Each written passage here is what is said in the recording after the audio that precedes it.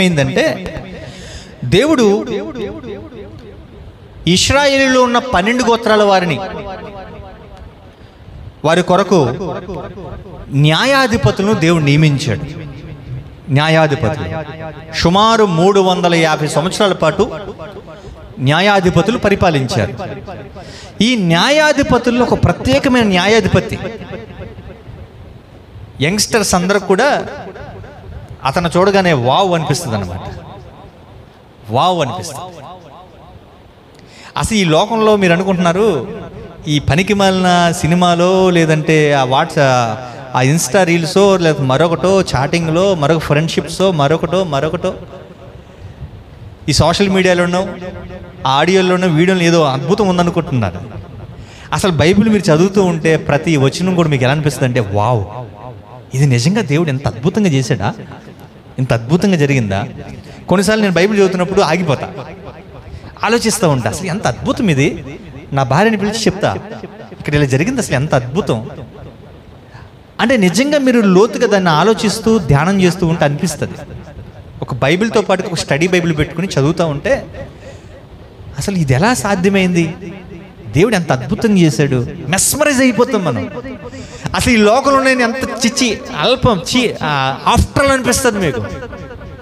ఈ లోకంలో ఎంజాయ్మెంట్ కోసం చూస్తున్నారే, అసలు దేవుని వాక్యం చదువుతున్నప్పుడు, దేవుని కార్యాలు చూస్తున్నప్పుడు, దేవుని శక్తి చూస్తున్నప్పుడు, దేవుని ప్రేమను చూస్తున్నప్పుడు, దేవుడు చేసిన మహా అద్భుతాలు, కార్యాలు చూస్తున్నప్పుడు, ఇట్లాంటి దేవుడా మన దేవుడు, ఎంత అద్భుతం అనిపిస్తుంది. అలాంటి క్యారెక్టర్స్లో బైబిల్లో ఒక క్యారెక్టర్ సంసోను. నేను చాలా క్లుప్తంగా మాట్లాడతాను, వివరించడానికి నాకు సమయం లేదు. ఈ ఇశ్రాయేలు ఏం చేస్తారంటే ఇప్పుడు కూడా పాపం చేస్తారు. దేవుడికి కోపం వస్తుంది, శత్రువుల చేతికి అప్పగిచ్చేస్తాడు బానిసలుగా. అక్కడ బాధలు పడ్డాక అప్పుడు దేవుడు గుర్తొస్తాడు, అప్పుడు వాళ్ళు ప్రార్థన చేస్తారు. మళ్ళీ దేవుడు ప్రేమమయుడు, తాను ఏర్పరచుకున్న జనాంగం కోసం మరలా ఒక న్యాయాధిపతిని పంపిస్తాడు. ఆ న్యాయాధిపతి ద్వారా వాళ్ళని మళ్ళా ఆయన కాపాడుతాడు. ఆ న్యాయాధిపతుల గ్రంథం అంతా కూడా జరిగేది అదే. ప్రతిసారి ఇది జరుగుద్ది. వాళ్ళు పాపం చేస్తారు, ముందు బానిసత్వంలోకి వెళ్తారు, మళ్ళీ ప్రార్థన చేస్తారు, దేవుడు క్షమించి మళ్ళీ న్యాయాధిపతిని పంపిస్తాడు, విడిపిస్తాడు. ఇలా జరుగుతున్న సందర్భంలోనే న్యాయాధిపతులు 13వ అధ్యాయము ప్రారంభమవుతుంది. వారు పాపం చేసినందుకు దేవుడు వారిని 40 సంవత్సరాల పాటు ఫిలిష్తీయుల చేతికి అప్పగిచ్చేస్తాడు. జాగ్రత్తగా వినాలి, దేవుడు ప్రేమమయుడే కానీ న్యాయవంతుడు, మర్చిపోబాకండి. మనం ఎప్పుడు ప్రేమ గురించి మాట్లాడుతాం, కానీ న్యాయం తీరుస్తాడు. బైబిల్లో యోహాను సువార్త 1వ అధ్యాయంలో కృపా సత్య సంపూర్ణ రాసి ఉంటుంది. ఆయన కృప కలిగిన వాడు, అదే సమయంలో సత్యం కలిగిన వాడు. ఆయన కృప చూపిస్తాడు, కానీ మనం చేసిన పాపానికి పర్యవసానాలు ఉంటాయి, కాన్సిక్వెన్సెస్ ఉంటాయి, భరించాలి, జాగ్రత్త. దేవుడు సంతోషంగా ఉండమన్నాడు, యవనస్తులు సంతోషించమని చెప్తున్నాడు. అయితే మనం చేసే దాన్ని బట్టి తీర్పులోకి వస్తాం, మర్చిపోవద్దు. అది మంచిదైనా చెడ్డదైనా దాన్ని బట్టి.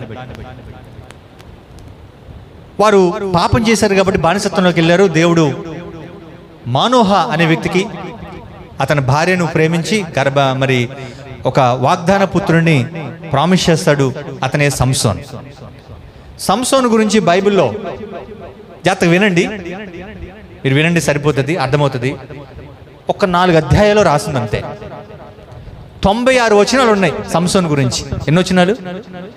కేవలం 96 వచనాలు. కానీ సంసోను జీవితం చదువుతుంటే ఎన్నిసార్లు చదివినా చాలా గొప్పగా ఉంటుంది. ఒకసారి మనకు సంసోను మీద కోపం వస్తుంది, ఒకసారి మళ్ళా సంసోను గొప్ప కార్యాలు చూసి దేవుని స్తుతించాలనిపిస్తుంది, మళ్ళీ అతను చూసి జాలనిపిస్తుంది, మళ్ళీ చివరిలో గొప్ప కార్యం చూసి మళ్ళా అద్భుతం అనిపిస్తుంది. యవనస్తులారా చాలా జాగ్రత్తగానండి. కొంతమంది ఇంకా రక్షణ పొందకుండా పాపంలో ఉన్నారు. కొంతమంది రక్షించబడి కూడా పాపం చేస్తూ దేవునికి దూరం అయిపోయిన, వెనకడుగు వేసిన స్థితిలో కొంతమంది ఉండొచ్చు. ఇక్కడ ఎవరున్నా సరే మీ ఇద్దరికి దేవుడు ఈరోజు మాట్లాడబోతున్నాడు. జాగ్రత్తగా వినండి. 13వ వచనంలో అతని యొక్క పుట్టుక గురించి ఉంటుంది. 14వ అధ్యాయంలో ఏ విధంగా దేవునికి అవిధేయుడయ్యాడు ఉంటుంది. 15వ అధ్యాయంలో దేవునికి ఏ విధంగా అపనమ్మకంగా ఉన్నాడు ఉంటుంది. 16వ అధ్యాయంలో అతని యొక్క జీవిత అంతం గురించి ఉంటుంది. సో 13వ అధ్యాయంలో సంసోను యొక్క ఆరంభం, 14వ అధ్యాయంలో అవిధేయత, 15వ అధ్యాయంలో అతని అపనమ్మకం, అవిశ్వాసం, చివరి 16వ అధ్యాయంలో సంసోను యొక్క అంతం. ఈ 4 అధ్యాయాలు అదే ఉండేది. అయితే ఒక విషయం నేను జ్ఞాపకం చేస్తున్నా. సంసోను చేసిన అద్భుతమైన కార్యాలు ఎలా ఉంటాయంటే ఒక విషయం గుర్తు చేస్తా. మీరు న్యాయాధిపతులు 13:5 చూస్తే 13వ అధ్యాయము 5వ వచనం, ఆ బిడ్డ గర్భమున పుట్టిన మొదలుకొని దేవునికి నాజీరు చేయబడిన వాడై ఫిలిష్తీయుల చేతుల నుండి ఇశ్రాయేలును రక్షింప మొదలు పెట్టును. సంసోను యొక్క జీవితం గురించి చాలా స్పష్టంగా అతని జీవిత ఉద్దేశాన్ని గురించి దేవుడు మాట్లాడాడు. There is a purpose in the life of Samson. సంసోను యొక్క జీవితంలో ఒక ఉద్దేశం ఉంది. తమ్ముడు, చెల్లి, నా వైపు చూడండి. ఇప్పుడు నా వైపు చూడండి. నాకు సమయం లేదు కాబట్టి నేను అన్ని చదివించలేను. నా వైపు చూడండి. సంసోను జీవితంలో ఒక పర్పస్ ఉంది. ఒక విషయం చెప్పిన, ఈ భూమి మీద పుట్టిన ప్రతి ఒక్కరి జీవితంలో ఒక పర్పస్. దేవుడు నిన్ను సృష్టించడంలో ఆయనకు ఒక ప్రణాళిక ఉంది, ఒక ఉద్దేశం ఉంది. ఏ రోజైతే మీరు దేవుని వాక్యం చదువుతూ ఉంటారో నీ జీవిత ఉద్దేశం అర్థమవుతుంది. నేను చాలా కాలం కాలేజీలో మంచి పేరు వచ్చింది, మంచి జీతం తీసుకున్నాను, రూపాయి ఖర్చు లేదు. వాళ్ళే ఇల్లు ఇచ్చారు, వాళ్ళే కరెంట్ బిల్లు కట్టారు, వాళ్ళే 3 పూటల భోజనం పెట్టారు, వాళ్ళే స్నాక్స్, టిఫిన్లు అన్నీ వాళ్ళే. ఒక రూపాయి ఖర్చు లేదు నాకు, నా జీతం అంతా దాచుకోవచ్చు. అలాంటి ఉద్యోగం చేసినా వాక్యం చదువుతున్నప్పుడు దేవుని యొక్క ఉద్దేశం నా జీవితంలో అర్థమైంది. నేను చెప్పాల్సింది కెమిస్ట్రీ కాదు, నేను చెప్పాల్సింది దేవుని వాక్యం అన్న ఉద్దేశం అర్థమై పరిచర్యకు నేను రావడం జరిగింది. తమ్ముడు, చెల్లి, మీ అందరి పట్ల దేవునికి ఒక పర్పస్ ఉంది. అయితే మీరు వాక్యాన్ని చదువుతున్నప్పుడు ఇంకా వ్యక్తిగతంగా దేవుడు మీతో మాట్లాడతాడు. సంసోను ఒక ఉద్దేశపూర్వకంగా ఈ భూమి మీద ఆయన పుట్టడం జరిగింది. ఎందుకు పుట్టాడు? ఫిలిష్తీయులను రక్షించడానికి ఆయన పుట్టాడు. దేవుని యొక్క పని ఈ భూమి మీద నెరవేర్చడానికి ఆయన పుట్టాడు. సంసోనుకు దేవుడు ఎలాంటి బలం ఇచ్చాడంటే, సమయం లేదు కాబట్టి నేను త్వరగా చెప్తా. 14వ అధ్యాయం 5-6 వచనాల్లో సింహాన్నంట, కొదమ సింహాన్నంట ఒక చిన్న మేక పిల్లని చీల్చినట్టు చీల్చి పడేశాడు. కొదమ సింహాన్ని. ఎంత బలశాలో! మీరు చూస్తారు కదా టీవీల్లో ఫైట్లు అవి చూస్తారు కదా, అంత అబద్ధం. అబద్ధానికి జనకుడైన అపవాది కల్పించిన కథలు అవన్నీ. అసలు సంసోను చరిత్ర చదువుతూ ఉంటే దట్స్ ద రియాలిటీ. అద్భుతంగా కనబడుతుంది. సంసోను ఎలాంటి వాడంటే, ఈ మధ్యకాలంలో ఉత్తరప్రదేశ్లో ఒక 4 తోడేళ్ళు చాలా మందిని చంపేస్తున్నాయి. మొత్తం ఫారెస్ట్ డిపార్ట్మెంట్ అంతా ప్రయత్నం చేసిన దొరకట్లా 4 తోడేళ్ళు. అలాంటిది నక్కను పట్టుకోవడం చాలా కష్టం, జిత్తులు మారంటారు నక్కని. అలాంటిది ఒక్కడే 300 నక్కలు పట్టుకున్నాడు. అంటే చాలా పట్టుకున్నాడు. మీరు ఒకసారి కూర్చొని ఆలోచించండి, ఎంత తెలివైన వాడు, ఎంత బలశాలు. వాటిని ఎట్లా పట్టుకున్నాడు? 300 నక్కలు పట్టుకున్నాడు. ఆ తోకలు కట్టి, దివిటీలు కట్టి ఆ పొలాలన్నీ కాల్చేయడానికి. అంత మాత్రమే కాదు, అతని దగ్గరికి యెహోవా ఆత్మ దిగి వచ్చినప్పుడంట ఒక గాడిద దవడ ఎముకతో 1000 మందిని హతమార్చాడు. ఒకసారి ఇక్కడ ఒక 1000 మందిని ఊహించండి. మీరు ఒక 1000 మందిని ఊహించండి. ఇక్కడ ఒక 40 మంది ఉన్నాం మనం. 1000 మందిని ఊహించండి. ఒక్కడు ఒక దవడ ఎముకతో 1000 మందిని చంపాడు. ఎంత బలశాలండి! ఎప్పుడు తెలుసా? యెహోవా ఆత్మ అతని మీదకి వచ్చినప్పుడు ఈ కార్యాలన్నీ జరిగాయి. అంత మాత్రమే కాదు, అతను చనిపోవడానికి ముందు దాగోను ఆలయం అతను కట్టేశారు. 2 స్తంభాల మధ్య దూరము 7 అడుగులు ఉంటుందంట. ఎన్ని అడుగులు? ఒక్కొక్క స్తంభం 12 అడుగులు ఉంటుందంట. ఆ రెండింటి మధ్య అతను కట్టేశారు. ప్రార్థన చేసుకున్నాడు, దేవుని ఆత్మ అతని మీదకి వచ్చింది, బలంగా లాగాడు. ఒక్కసారిగా ఆ ఆలయం అంతా కూడా కుప్పకూలిపోయింది. ఎంత బలశాలండి! ఎంత బలశాలండి! అలాంటి అంత మాత్రమే కాదు, ఒక సందర్భంలో ఏం జరుగుతుందంటే ఒక ఆ ప్రాంతంలో ఉన్న ఒక పెద్ద ద్వారాన్ని, ఆ ద్వారం అంటే సుమారు 450 కేజీలు ఉంటుందండి. ఎన్ని కేజీలు? 450 కేజీలు ఉన్న ద్వారాన్ని 6 కిలోమీటర్ల పాటు చేతులు తలా పట్టుకుని ఆ కొండ కొనకు చేరుకున్నాడండి. కొండ మీదకు నడుచుకుంటూ వెళ్ళిపోయాడు. 450 కేజీలు కలిగిన ఒక ద్వారాన్ని 2 చేతులు తలా పట్టుకుని కొండ మీదకు నడుచుకుంటూ తీసుకెళ్ళి. ఎంత బలశాలండి! దేవుని యొక్క కార్యాన్ని బట్టి ఇవన్నీ జరుగుతూ వచ్చాయి. అయితే దేవుడు తనను ఒక పర్పస్తో ఈ భూమి మీద పంపిస్తే, ఒక ఉద్దేశంతో పంపిస్తే ఏం జరుగుతుందంటే 14వ అధ్యాయం 3వ వచనంలో తిమ్నాతు స్త్రీ కనబడుతుంది. ఆమెతో వివాహం చేసుకోవడానికి సిద్ధపడతాడు. 16వ అధ్యాయం 1వ వచనంలో గాజా అనే ప్రాంతంలో ఒక వేశ్యతో పాపం చేస్తాడు. 16వ అధ్యాయం 4వ వచనంలో దెలీలా అనే స్త్రీని మోహిస్తాడు. 3 విషయాలు ఇక్కడ మీకు కనబడతారు. 3 స్త్రీలతో తాను ఏ విధంగా తొలగిపోయాడు అన్న విషయం కనబడతాడు. జాగ్రత్త వినాలి. ఇప్పుడు నా వైపు చూడండి. మీకు కావాలంటే ఇవి నేను ఫైల్స్ మీకు పంపిస్తాం. జాగ్రత్త వినండి, సమయం లేదు, వినాలి.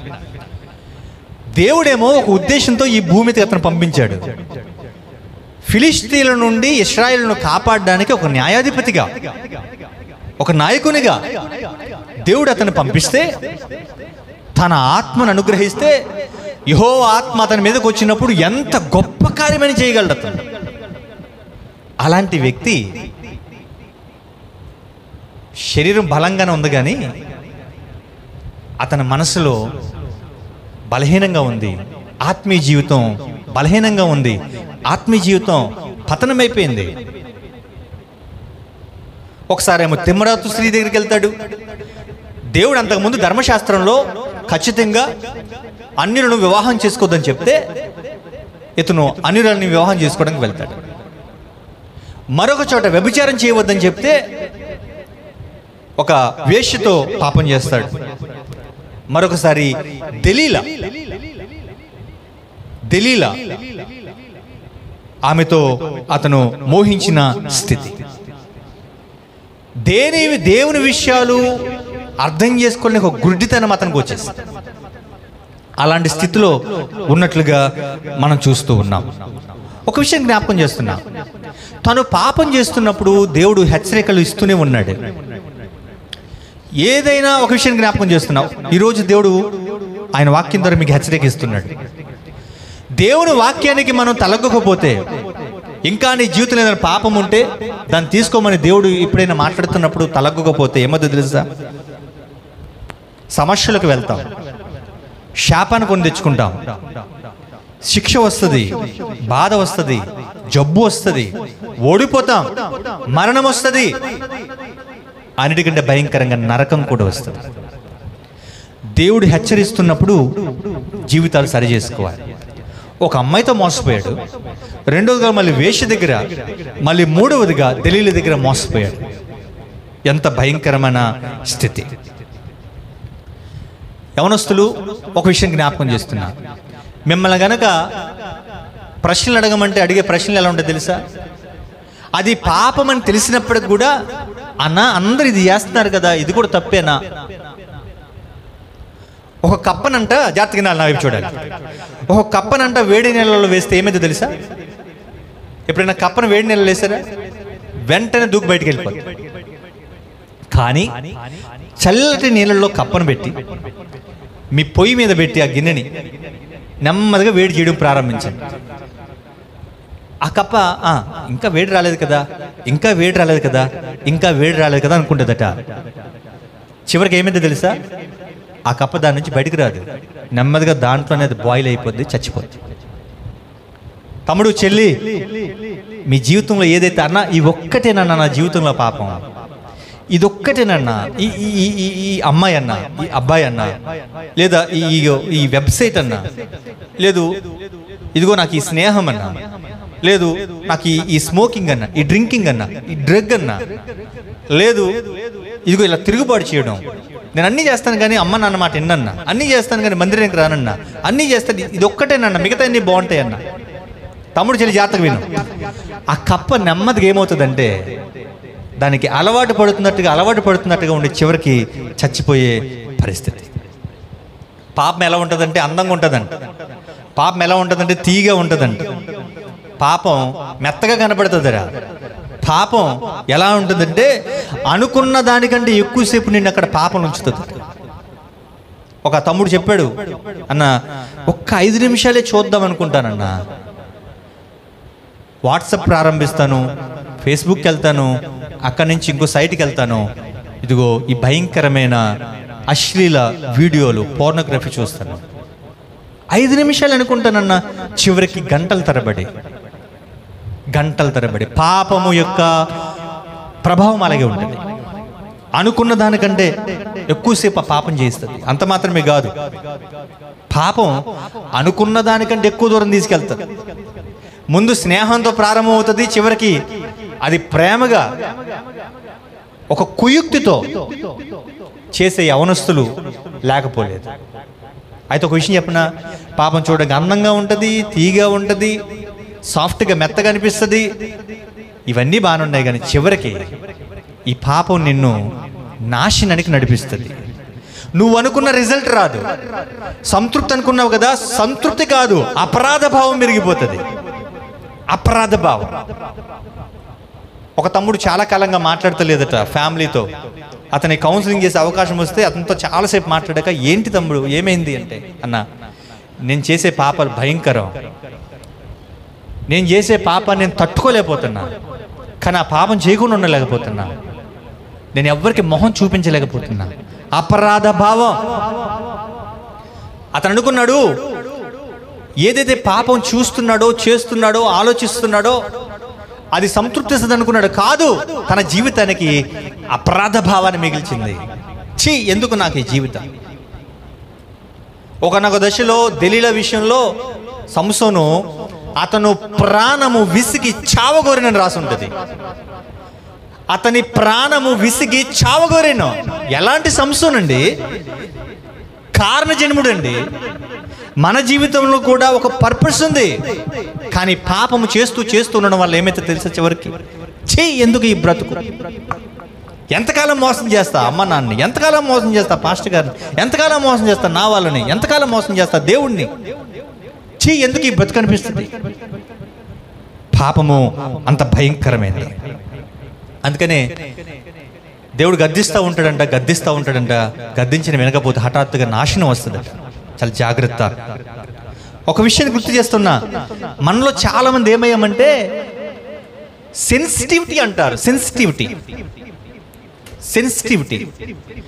నిర్భయ కేసు చూస్తున్నప్పుడు ఎంత క్రూరంగా ఎలా ప్రవర్తించారా వీళ్ళు, మనుషుల మృగాలు అన్నాం మనం.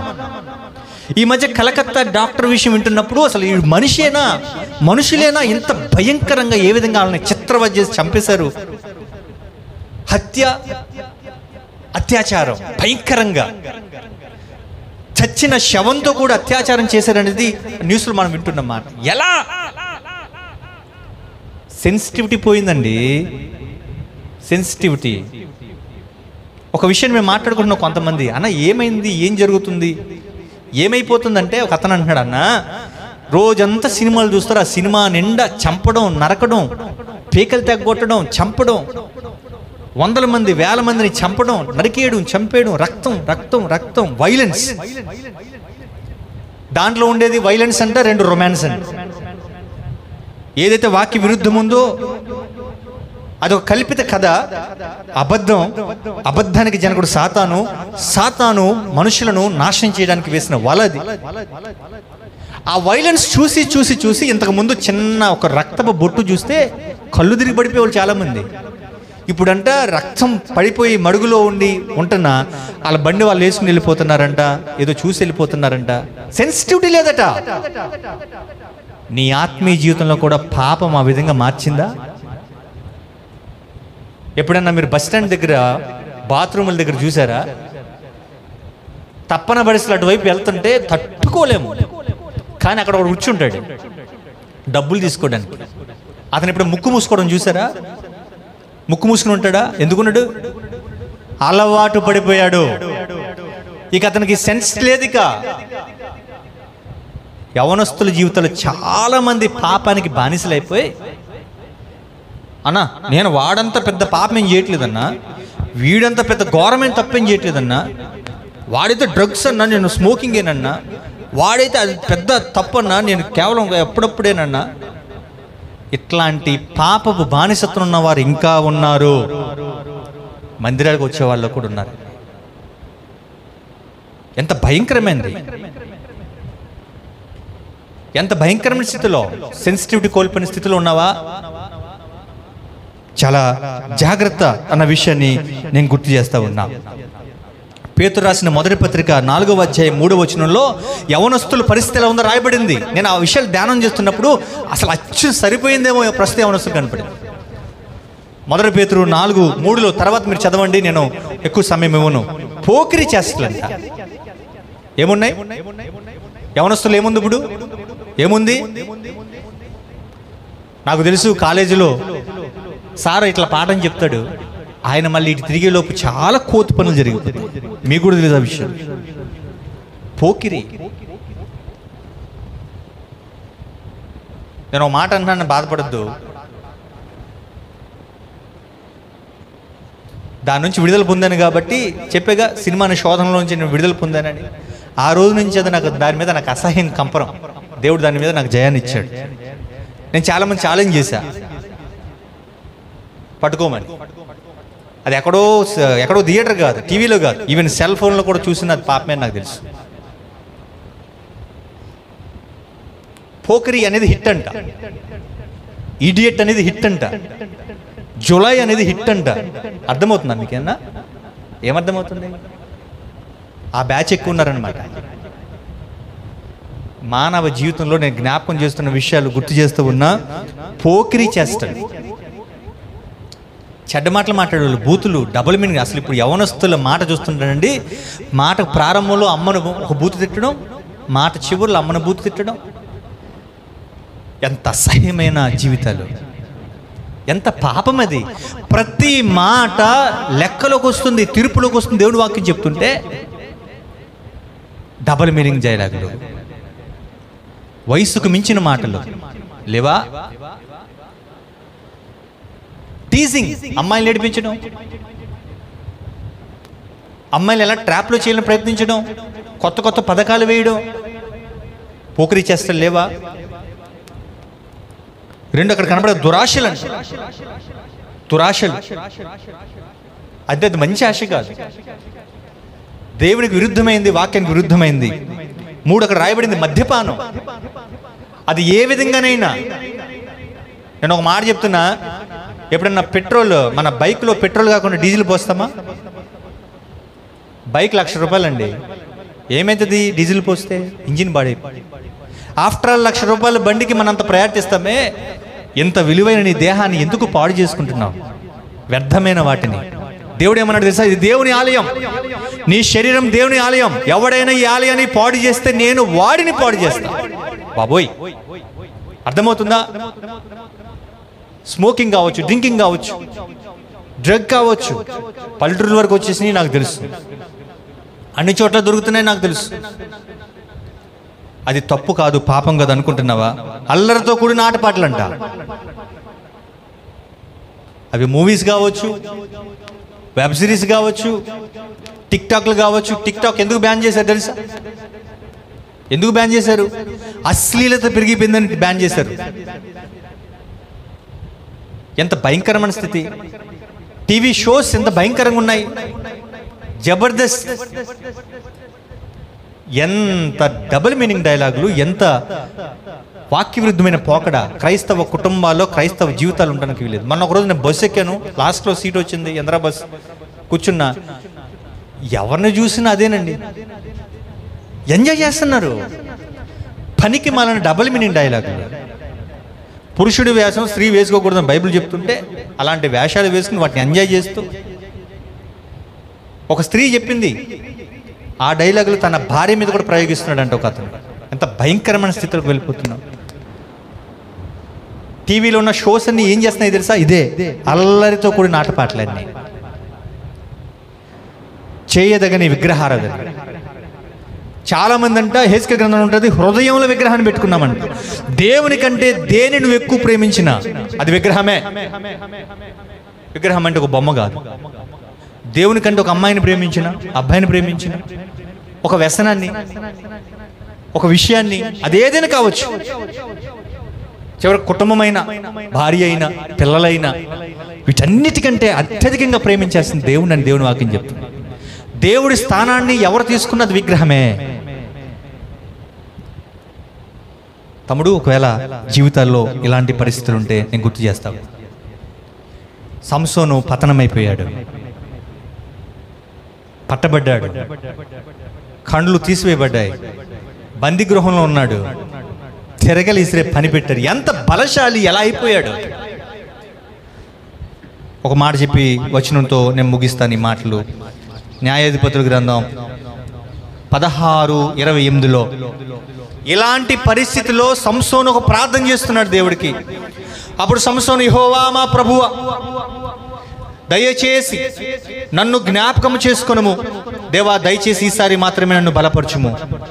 నా 2 కన్నుల నిమిత్తము ఫిలిష్తీయులను ఒక్కమారే దండించి పగదెచ్చుకొనమని యెహోవాను మొర్రపెట్టి, ఆ గుడికి ఆధారంగా ఉన్న 2 మధ్య స్తంభములు ఒకదానిని కుడి చేతను ఒకదానిని ఎడమ చేతను పట్టుకుని, నేను ఫిలిష్తీయులను చనిపోదుముగా కని చెప్పి బలముతో వంగినప్పుడు గుడి ఆ సర్దారుల మీద, దానిలో ఉన్న జనులందరూ ఏర్పడాను. మరణకాలంలో అతను చంపిన వారి శవముల లెక్క జీవితకాలం అందరూ చంపిన వారి లెక్క అంతకంటే ఎక్కువ ఆయను. బతికినంతకాలం ఎంతమందిని చంపాడో ఆ రోజు ఎక్కువ మంది చనిపోయాడట. అంతకుముందు ఏం జరిగిందో తెలుసా? తన యొక్క పాపపు స్థితిని, తన యొక్క స్థితిని దేవుని దగ్గర ఒప్పుకున్నాడు. ప్రభువా జ్ఞాపకం చేసుకోమని చెప్పి అతడు పశ్చాత్తాపడుతున్నాడు. నిజమే, సంసోను దేవుడు ఒక పర్పస్తో పంపిస్తే, అభిషేకించి పంపిస్తే, ప్రతిష్ఠించి పంపిస్తే, నాజీరు వ్రతం చేయమని పంపిస్తే, విరుద్ధంగా, దేవునికి విరుద్ధంగా అనేకమైన కార్యాలు చేసిన సందర్భంలో మనకేమనిపిస్తుంది? ఎంత తప్పు చేశాడండి అతనికి ఎంత పనిష్మెంట్ ఇచ్చిన తప్పులేదు అనుకుంటాం కదా. కానీ దేవుడు ఎంత ప్రేమవాడి తెలుసా? తన తప్పు తాను తెలుసుకున్నప్పుడు, తన స్థితి తాను తెలుసుకున్నప్పుడు, పశ్చాత్తాపడినప్పుడు దేవుడు అతనిని క్షమించాడు. నాకు ఒక మాట చెప్పండి, సంసోను పరలోకం వెళ్తాడా, నరకం వెళ్తాడా? ఎక్కువ వినే మాటే కదమ్మా, చెప్పండి, త్వరగా చెప్పండి. ఎక్కడికి వెళ్తాడు? పరలోకంకి వెళ్తాడా? నేను నమ్ముతున్నా, విశ్వాసుల వీరుల జాబితాలో హెబ్రీయులకు రాసిన పత్రిక 11వ అధ్యాయంలో సంసోను పేరుంది. ఆశ్చర్యంగా ఉంది. తమ్ముడు, చెల్లి, ఒక మాట నేను గుర్తు చేస్తా ఉన్నా. ఒక విషయాన్ని, చిన్న వీడియో క్లిప్ చూద్దాం, తర్వాత మనం ముగించేసుకుందాం. దేవుని వాక్యం చెప్తుంది. దేవుని వాక్యం ఏం చెప్తుందంటే, రోమపత్రిక 5వ అధ్యాయంలో ఈ మాట తెలియచేస్తూ ఉంది. మనమింకను పాపులమై ఉండగా క్రీస్తు మన కోసం మరణించాడు అన్న విషయాన్ని దేవుని వాక్యం చెప్తూ ఉంది. మనమింకను బలహీనమై ఉండగా క్రీస్తు మన కోసం చనిపోయాడు. మనమింకను శత్రులమై ఉండగా క్రీస్తు మన కోసం చనిపోయాడు. తమ్ముడు, చెల్లి అనుకోవచ్చు, అన్నా నేను పాపినన్నా, అసలు నా పాపాలు ఎవరు క్షమించలేరన్నా. కానీ ఒక మాట చెప్పనా, అలాంటి పాపి కొరకే ప్రభువు మరణించాడు, ప్రాణం పెట్టాడు. నువ్వు ఎలాంటి భయంకరమైన స్థితిలో ఉన్నా, శత్రువుగా ఉన్నా, ఆయన నీ కొరకే మరణించాడు. ఆయన నీ కొరకే మరణించాడు. యేసు ప్రభు నీ కొరకు చేసిన ఒక త్యాగాన్ని దీంట్లో చూసే ప్రయత్నం చేయండి. మనం ప్రార్థనతో ముగించేసుకుందాం.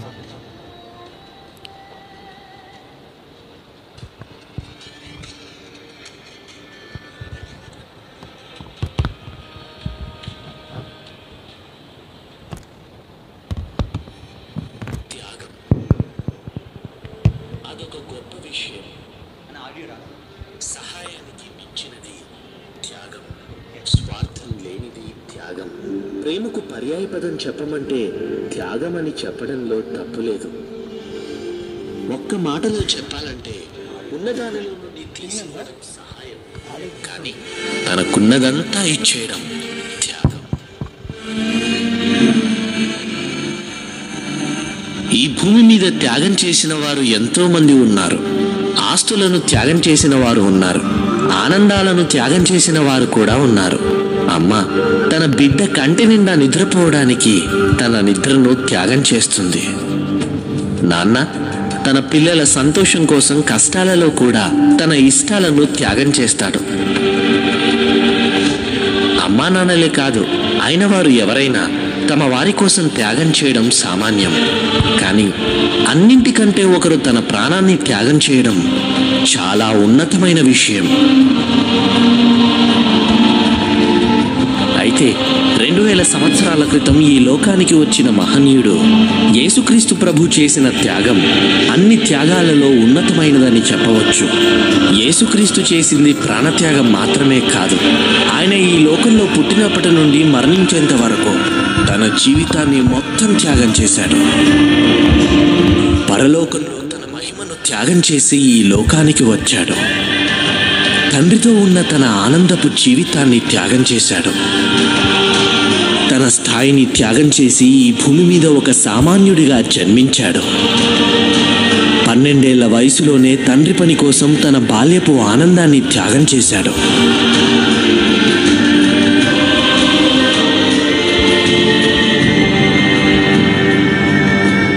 సువార్త నిమిత్తము తన కుటుంబాన్ని త్యాగం చేశాడు. తనకు తలవాల్చుకున్నటకైనను స్థలం లేదన్నాడు.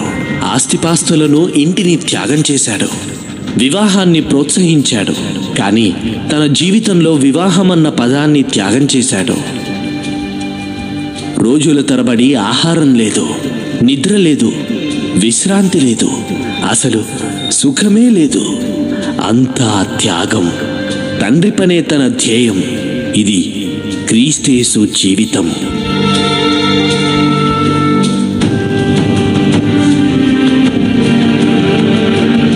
అంతేకాదు, ఎన్నో అవమానాలు, నిందలు, చీదరింపులు, ఉమ్మివేతలు, పిడిగుద్దులు తన సహనాన్ని పరీక్షించాయి. తన సమాధానం కేవలం మౌనం. త్యాగంలో ఇదే మంచి సుగుణం.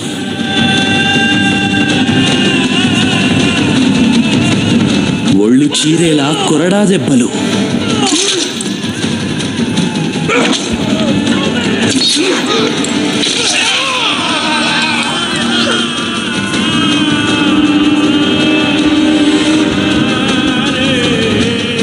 ఏరులై పారిన రక్తం,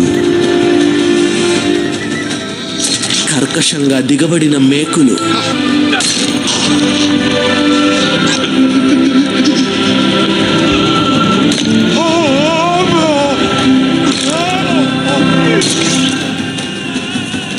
భయంకరమైన ముళ్ళ కిరీటం, తనలోకి దూసుకెళ్లిన బళ్ళెపు పోటు, ఇవన్నీ త్యాగంలో తనను సాటిలేని రారాజును చేశాయి. మన దోషాల ఫలితం క్రీస్తు దేహ త్యాగం, మన పాప క్షమ క్రీస్తు రుధిర త్యాగం. చివరిగా నీ కోసం, నా కోసం తన ప్రాణాలను సహితం వదిలేశాడు. చావవలసిన మనకు మరో బ్రతుకునిచ్చాడు. ఏ పాపం చేయని క్రీస్తు ఈ పాపలోకం కోసం ప్రాణం ఇవ్వడం గొప్ప త్యాగం కాదంటారా? మనం నీతిమంతులవ్వటానికి తను పాపిగా నిలబడటం త్యాగం కాదంటారా? తనను చంపుతున్న వారిని క్షమించి వారి కోసం ప్రార్థించడం నిజంగా మరెవ్వరూ చేయలేని గొప్ప త్యాగం. ఇది క్రీస్తు మన కోసం చేసిన వెలకట్టలేని త్యాగం. This is Jesus Christ priceless.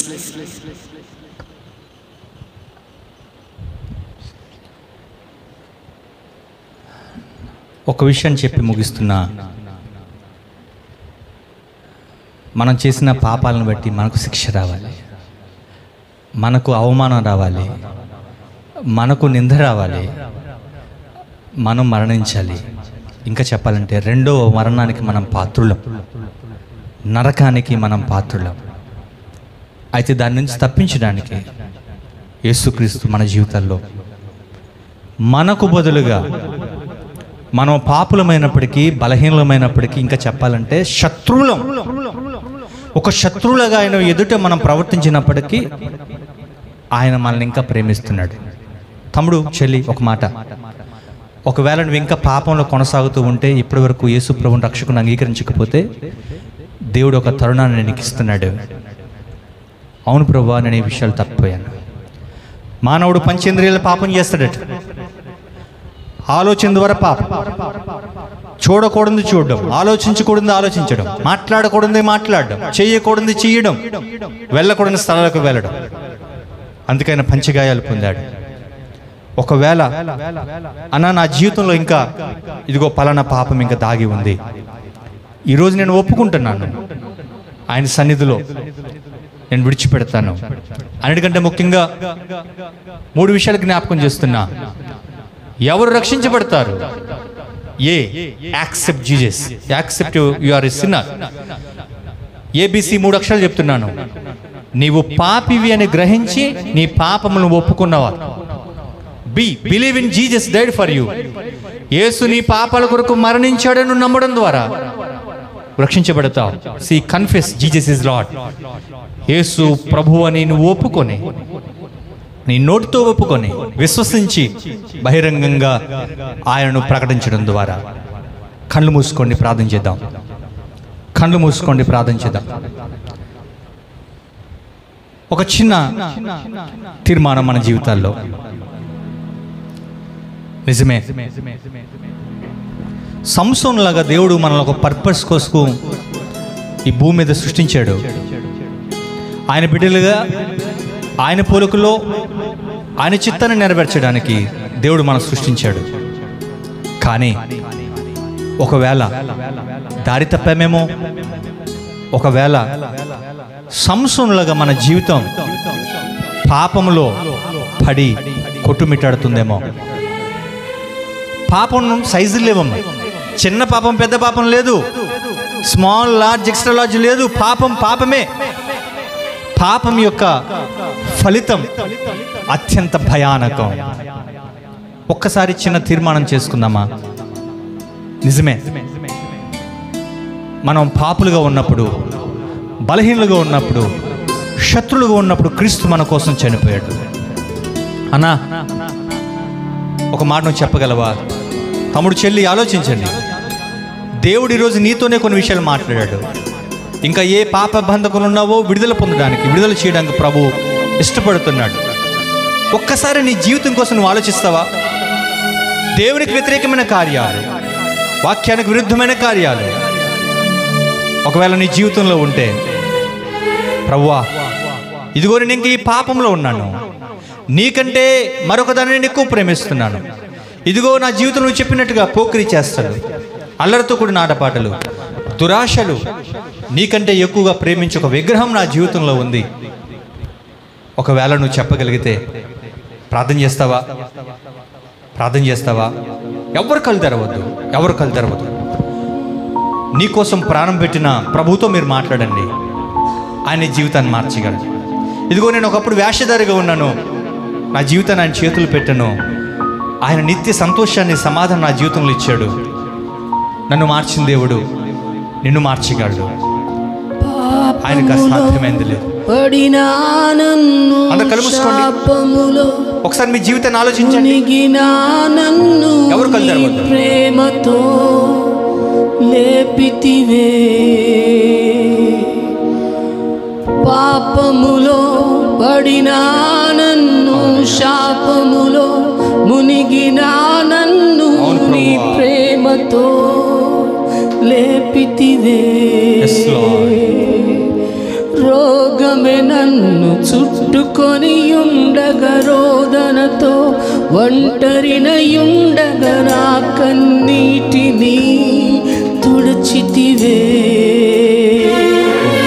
నీది శాశ్వత ప్రేమయా, నేను మర్చిపోలేనయా.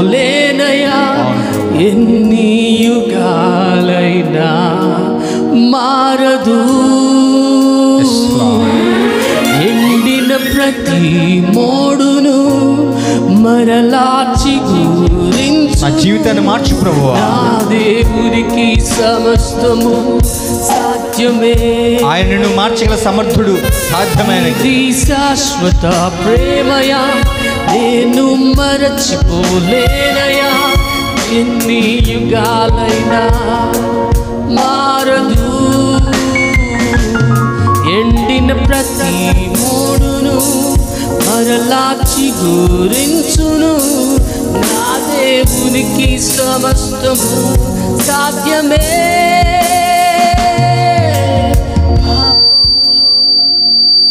పడినా నన్ను ఒక చిన్న తీర్మానం చేసుకుందామా? ప్రభు మన మధ్య ఉన్నాడు, ఆయన మనం చూస్తున్నాడు.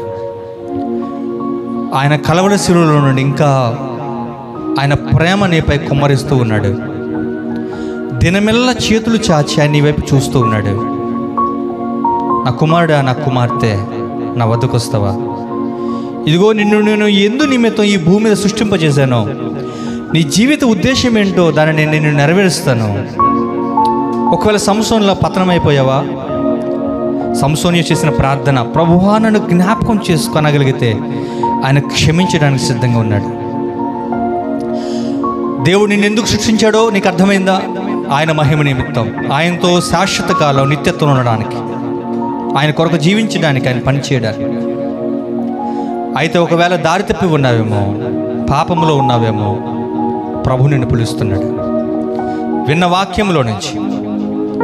అవును, ఈరోజు నా జీవిత ఉద్దేశం నాకు అర్థమైంది. నేను దేవుని కొరకు సృష్టి చేయబడ్డాను, ఆయన మహిమపరచడానికే. ఆయనతో నిత్యము శాశ్వతంగా నేను జీవించాలనుకుంటున్నాను, ఆయనతో నిత్యము సహవాసం కలిగి ఉండాలనుకుంటున్నాను, ఆయన కొరకు ఫలించాలనుకుంటున్నాను అన్నవారైనా ఉన్నారా? అవును, నేను మందిరానికి వస్తుంది, ఇంకా నా జీవితంలో వేషధారణ ఉంది. ఒక అబ్బాయి విషయంలో, ఒక అమ్మాయి విషయంలో, ఒక వ్యసనం, ఒక స్మోకింగ్, ఒక డ్రింకింగ్, ఒక డ్రగ్, లేదా అశ్లీల వీడియోలు చూసే ఆ పద్ధతి, పైకి బాగా ఉన్న లోపల అంతరంగం చెడిపోయిన స్థితి, చెడు ఆలోచనలు, చెడు కోరికలు, చెడు తలంపులతో ఒకవేళ ఉన్నావని పరిశుద్ధాత్మ దేవునికి జ్ఞాపకం చేస్తా. ఒక చిన్న తీర్మానం చేసుకుంటావా? దేవుడు నీకు సహాయం చేయబోతున్నాడు, ఆయన నిన్ను తన బిడ్డగా చేసుకోబోతున్నాడు. ఒకవేళ నువ్వు రక్షించబడినప్పటికీ పడిపోయిన స్థితిలో ఉంటే క్షమాపణ కోరితే మళ్ళా నిలబెట్టుకోబోతున్నాడు. ఎవరైతే ఈరోజు దేవుడు నాతో మాట్లాడాడు, నా జీవితం యొక్క ఉద్దేశం నాకు అర్థమైంది, ఆయన ఉద్దేశ ప్రకారం నేను జీవిస్తానంటారో వారు లేచి నిలబడి వాడి కోసం చిన్న ప్రార్థన చేస్తాను, నేను ముగిస్తాను. కలవరి శిలువలో నుంచి ప్రభు మనకు జ్ఞాపకం చేస్తున్నమాట. ఎవరు కళ్ళు తెరవద్దు, మనుషుల కోసమైతే మీరు నిలబడొద్దు. అవునన్నా, నా జీవితం బాగాలేదు, ప్రభు నాతో మాట్లాడాడు, చాలా విషయాలు నేను తప్పిపోయి ఉన్నాను. ఇదిగో ప్రభు నా కొరకే కదా కలవరి శిలువలో మరణించింది, నా కొరకే కదా రక్తం మార్చింది, నా కొరకే కదా ఆయన ప్రాణం పెట్టింది. ఆ శిక్ష నాకు రావాలి, ఆ అవమానం నాకు రావాలి, ఆ హేళన నాకు రావాలి, ఆ నింద నాకు రావాలి, ఆ గాయాలు నాకు రావాలి. ఇంకా చెప్పాలంటే ఆ మరణం నాకు రావాలి. నాకు బదులుగా మరణించిన యేసయ్య, ఆయన నన్ను క్షమించాలని కోరుకున్నవా? తమ్ముడు, థ్యాంక్ యూ వెరీ మచ్.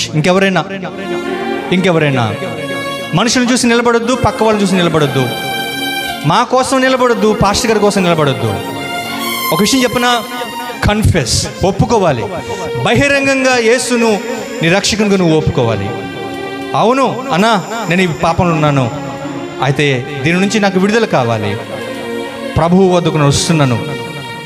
నేను ఎందుకు నిలబడమంటున్నాను తెలుసా? నువ్వు బహిరంగంగా ప్రభువా ఇదిగో నాకు సహాయం చేయను నువ్వు నిలబడితే ఆయన నీకు సహాయం చేయడానికి ఇష్టపడుతున్నాడు. దేవుని వాక్యం ఒక మాట చెప్తుంది, నన్ను ఒప్పుకోవడానికి ఎవడైతే సిగ్గుపడతాడో వాడి గురించి నేను సిగ్గుపడతాను. ఆయన కలువరి శిలువలో దిగంబరిగా నీ కొరకు వేలాడాడు. ఆయన నిన్ను పిలుస్తూ ఉన్నాడు. తమ్ముడు, చెల్లి, ఏదైనా ఒక వాక్యం ద్వారా దేవుడు నీతో మాట్లాడా? అవునన్నా, గమ్యం లేకుండా బ్రతుకుతున్నాను, ఇదిగో జీవిత ఉద్దేశంతో నేను జీవించాలనుకుంటున్నాను అన్నవారు ఇంకెవరున్నారా? Thank you sister, thank you very much. సమయం అయిపోతుంది, మరొక తరుణం వస్తుందో లేదో, మరొక తరుణం వస్తుందో లేదో. తమ్ముడు చెల్లి, దేవుడు నీతోనే మాట్లాడుతున్నాడు. పక్క వాళ్ళ కోసం సిగ్గుపడితే అంతకంటే హీనమైన స్థితి మరొకటి లేదు. దేవుడు నీతో మాట్లాడాడు. అవునన్నా, పైకి నా జీవితం బాగానే ఉంది కానీ అంతరంగం చెడిపోయింది. ఇదిగో ప్రభు వద్దకు వస్తున్నాను, ప్రభువా నన్ను జ్ఞాపకం చేసుకో. సంసోను విషయంలో దేవుడు చేసిన కార్యం నీ జీవితంలో కూడా చేస్తాడు. సంసోను జీవితంలో అద్భుతం చేసిన దేవుడు నీ జీవితంలో కూడా చేస్తాడు. నేను చెప్పాను, కొన్ని చాయిసెస్ మన జీవితంలో ఉంటాయి. దేవుడు చాలా స్పష్టంగా అడుగుతాడు, దేవుడు కావాలా సాతాను కావాలా? రెండు దారులు ఉంటాయి, మరొక దారు లేదు. ఆశీర్వాదం కావాలా శాపం కావాలా? రెండే దారులు ఉంటాయి, మరొక దారి లేదు. పరలోకం కావాలా నరకం కావాలా? రెండే దారులు ఉంటాయి, మరొక దారి లేదు. నీకేం కావాలి? దేవుడు కావాలనుకుంటే, ఆశీర్వాదమే కావాలనుకుంటే, నిత్యత్వములో ఆయనతో పాటు ఉండాలని కోరుకుంటే, ఇంకెవరైనా కోరుకుంటున్నారా? వారు నిలబడండి. చివరి అవకాశం. నాకు ప్రభు కావాలి. ఒకవేళ పరిశుద్ధాత్మ దేవుడు నీతో మాట్లాడుతున్నా హృదయాన్ని కఠినం చేసుకుంటే దేవుడు నీ జీవితంలో కార్యం చేయలేడు. అవును ప్రభువా, నేను పలానా విషయంలో తప్పిపోయాను, పలానా విషయంలో నన్ను సరిచేయండి, పలానా విషయంలో నేను ఇంకా బలహీనంగా ఉన్నాను, నాకు సహాయం చేయండి. తమ్ముడు చెల్లి, మిగిలిన వారందరూ మోకాళ్ళ మీదకి రండి. దయచేసి నిలబడిన వారు అలాగే ఉండండి. మిగిలిన వారు మోకాళ్ళ మీదకి రండి, మోకరించండి. చిన్న ప్రార్థన చేసుకుని ముగించుకుందాం.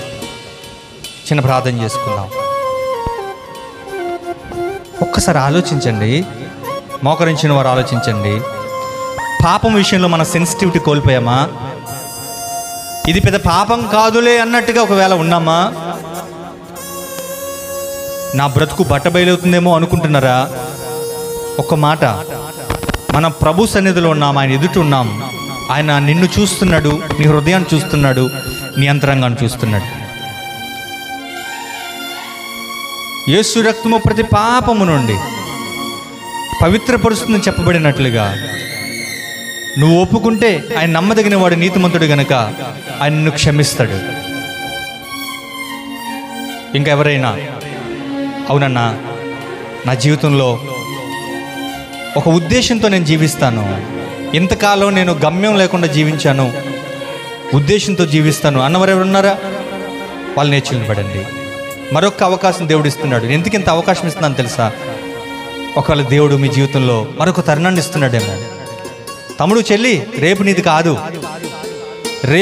కాదు, నేడే రక్షణ దేవుని వాక్యం చెప్తుంది. ఒకవేళ నువ్వు రక్షించబడి కూడా పతనైపోతే, వెనక్కి జారిపోయి ఉంటే మరొక తరుణాన్ని దేవునికి ఇస్తున్నాడు. ప్రతి ఆత్మ దేవుని దృష్టిలో విలువైందే. నువ్వెంత విలువైన వాడవో తెలుసా? ఎంత శ్రేష్టమైన వాడవో తెలుసా? ప్రార్థన చేసుకుందామా? ఇంకేదైనా నేను ప్రార్థన చేస్తుండగా కూడా దేవుడు మీతో ఏదైనా మాట్లాడితే మీరు నిలబడవచ్చు, బహిరంగంగా ఆయనను మీరు అంగీకరించవచ్చు, ఆయన సహాయాన్ని మీరు కోరవచ్చు. సిగ్గుపడవద్దు, భయపడవద్దు. మా ప్రియ తండ్రి వందనాలు, మీరు మాతో ఉన్నారు, మా మధ్య ఉన్నారయ్యా. నిజమే ప్రభువా, మేము బలహీనులం, మేము పాపులం, మేము శత్రువులం అయ్యా. మీరు ఎందుకు సృష్టించేశారో అర్థం కాని స్థితిలో, మా జీవితం గందరగోళంగా ఉన్న స్థితిలో ఈరోజు కొన్ని విషయాలు మాతో మాట్లాడారు. నిన్ను మహిమపరచడానికే మేము జన్మించాం. నిత్యము నీతో జీవించడం కోసం, నిత్యత్వంలో నీతో నివసించడం కోసం మేము జన్మించాం. మీకు వందనాలు. అట్టి జీవితాన్ని మాకు ఇవ్వండి. ఇంకా ఎవరైతే ప్రభువా తమ జీవితాలను కఠినం చేసుకుంటున్నారో, హృదయాలు కఠినం చేసుకుంటున్నారో వారితో మాట్లాడండి, మాట్లాడుతూనే ఉండండి. పరిశుద్ధాత్మ దేవుని కార్యం జరిగించండి. ఎవరైతే తీర్మానం చేసుకున్నారో వారు బలపరచండి, స్థిరపరచండి. నీ నామము నిమిత్తము ధైర్యంగా నిలబడిన వారిని మీరు ఎన్నుకొని ప్రతిష్ఠించి అభిషేకించి నీ కొరకు నమ్మకమైన సత్య సాక్షులుగా వారిని వాడుకున్నామని మధ్యాహ్నం జరగనున్న సెషన్ను బట్టి వందనాలు చెల్లిస్తూ యేసు నామమున అడుగుచున్నాం పరమ తండ్రి. దయచేసి కూర్చో.